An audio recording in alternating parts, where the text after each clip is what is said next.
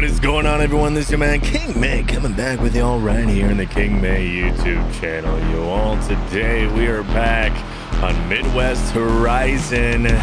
So hey, if you liked the video today, make sure you go ahead, tap that thumbs up button for me, and of course, if you haven't yet subscribed here to the King May community, make sure you go ahead and you do that for me now. But you guys, we are just getting set up for harvest here, getting everything ready to go anyways. And well, part of that is we got to get this auger set up and ready here. We got to find a good place to get this auger set up here. And well, as y'all can see, time has passed. So to get y'all caught up, we did get to finishing planting all of our corn in for this year, and there was quite a lot of comments also saying, hey, you know, stay above about $500,000. And you know what, let's go ahead and show you guys that we almost made that back. There we go. We're gonna go ahead, I think we're just gonna get set on up outside here in the grass, which should be okay. I'm not too worried about it, you guys. It's just aesthetics. It's a farm. So we're gonna go ahead, get the hydraulics going. There we go. Looks like we need to just come on back here quite a bit more.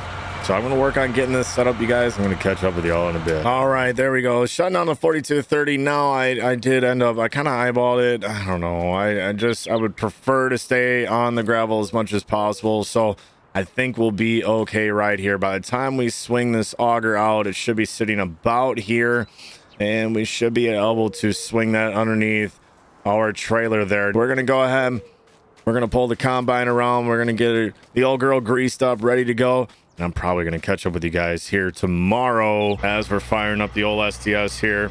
And I'll probably catch up with you guys when we get into the field and actually get to harvesting here on Midwest Horizon. The next morning. Well, good morning, everyone. How's it going? We are back, and well, we're gonna be dropping the old ladder down, getting the old combine here filled up, ready to go, and we are ready to go. As you guys can see, it's actually been a couple of days now, but that's all right. We're gonna start at it here. This is the earliest that we can get to harvesting this corn, and I think we're gonna start on this back little quarter that we got here. Get the combine set up, get it roaring, and we're gonna do that on this back field here, just so that we can go ahead and get ourselves situated, so once we hit the big fields, we can just pretty much lock on that GPS and get right after it. All right, looks like we got everything rolling here, so we're gonna go ahead and get spun on into the field. There we go. All right, we are about halfway done here with our end row, you guys. It looks like we actually did a really good job. If you guys can see by the map down there in the corner, we are actually pretty solid green. Now, some of this has to do with the soil type, and some of it has to do with just strictly the nitrogen application that we did. So we made sure that we got nitrogen in the planter the entire time as we were planting, and it allowed for minimal spraying throughout the summer here, and it allowed us to be in a really good position. So now we're looking at about, I mean, it's fluctuating. You guys got to keep in mind that actually some of the exterior of the field here is kind of planted in the grass a little bit, where it doesn't quite register as being my land. So I'm sorry, Myers, I know it's going to bother you, and for all the rest of you guys out there that, you know, have a little bit of OCD, I'm sorry. I can't really do much about that, but I'm trying to do the best that I can here.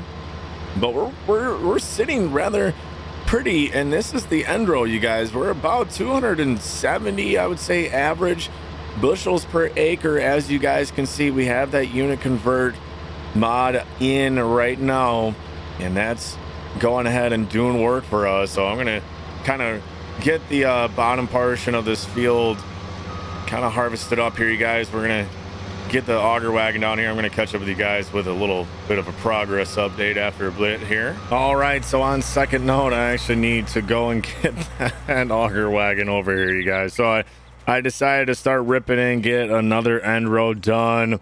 We set the GPS going north and south here this way, but unfortunately I am full, and I would like to finish that end row before we get into this. So I'm gonna grab that. Let's get unloaded here. The next step here that I need your guys' help with is, there was a lot of you that said, hey, get after it, get some winter wheat in the ground. So with that being said, we're gonna have quite a bit of tillage to do here, and I'm completely fine with that. Now the only downside is I do not have a seeder, but that case planter that we have, it will do wheat, but realistically that would be planting wheat in a 30-inch row spacing. But you know, we could RP this out here, we could crank up the population on it, and we could still use that planter. Otherwise, if we really get realistic about this, you guys, we're gonna have to get a seeder in order to get the wheat into the ground. And not only that, I'm gonna have to return the seed pallets of corn that we didn't use,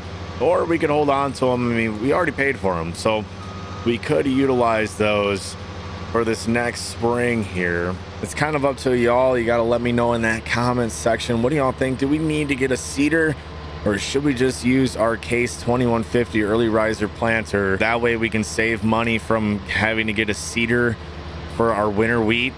We could just use that planter, get the seed in the ground, and just let it be what it is. Now the other thing that I've been trying to think about here as well is some of our bigger fields are going to take quite a bit with having an 8-row header. And now I know we did trade in our 12 for the 8.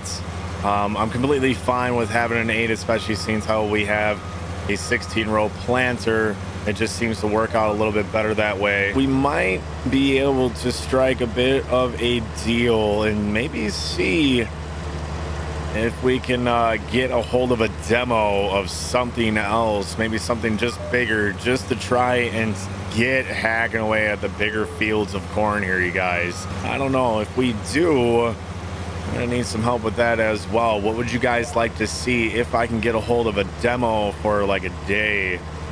We'll make sure we get on out in the field with it. I'll show you guys it. But hey, what do you guys want to see? What kind of a tractor, what kind of a combine would you guys like to see? It's kind of up to y'all. You let me know down in that comment section. What do you guys want to see? All right, y'all, we're just running on over. We are full here, so we need to get this 8330 on over. You know, the other thing that we could do, we could get these semi just set up, and we could just keep trucking our auger cart back and dumping into the semi and then unloading into our auger that way. And honestly, I think that's going to be a smarter move than trying to line up the auger on this cart. Let's go ahead, let's hop in the old Peterbilt, get her spun around, get lined up, and we'll get ourselves set up here. All right, there we go, and we are off and at it, y'all. So we're going to go ahead and keep transferring corn right on into our Timty 50 foot here, and I think we're just going to go ahead and leave the setup as well, just to kind of save ourselves a bit of a step. I don't really need to truck everything back when we can just bring the auger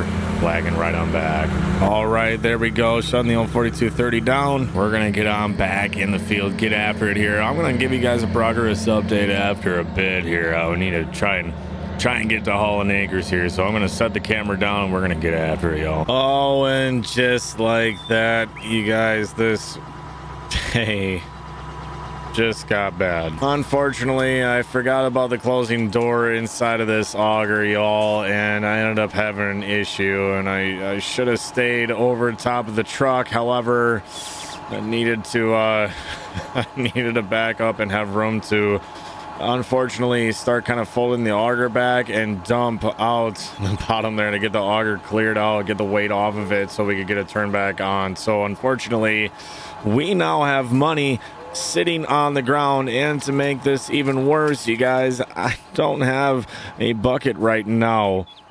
We just have the pallet forks for our skid steers. So I think what we're gonna have to do is I believe I got the issue corrected here with our auger. All right, so there we go. We got our issue fixed, but we got another problem now. We have money sitting on the ground. We need to try and get that scraped up. However, I can only scrape off the top. We're gonna have some of that I'm not gonna be able to scrape up because that's gravel. We do not want gravel mixed in with our corn. Should be able to buy a bucket. I'm hoping it's not gonna be too expensive. We're gonna find out here, and we're gonna pull on up. Let's get that skid steer loaded up. Let's head on down to town real quick, and then we need to get back and keep on harvesting away. All right, there we go. We are loaded up. Let's make the trip on down to the town here and see if we can try and correct this mistake, you guys. All right, there we go. Bucket is acquired. Now I think it's time for us to just head to Casey's, grab ourselves a coffee,